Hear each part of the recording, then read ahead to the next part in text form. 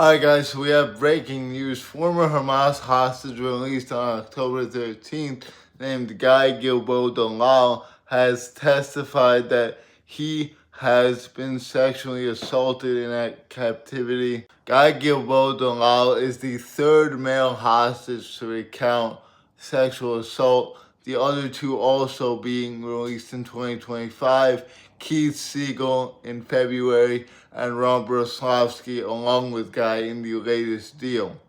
Guy's harrowing testimony talks about him not being allowed to shower for months, and once he got his monthly shower, Hamas captors threw him into an armchair while he was naked and started touching his body non-consensually.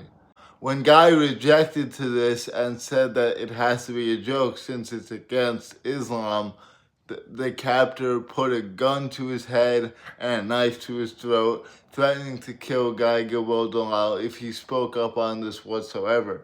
This might have prevented Guy from speaking out up until this point, and definitely prevented him from speaking out during captivity. Ron Broslavsky a couple weeks ago said that he was purposely humiliated by his captors, being tied up naked and beaten, stripped of any dignity whatsoever. This is a stark reminder as to how bad some of the captives had it in Hamas captivity, and to say that Hamas is once again a terrorist organization as much as people try and defend them online.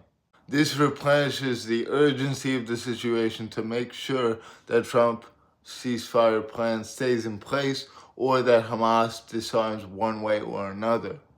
They can never be allowed to commit the atrocities that are rivals of that of the Nazis back in World War II, and we must never forget what happened.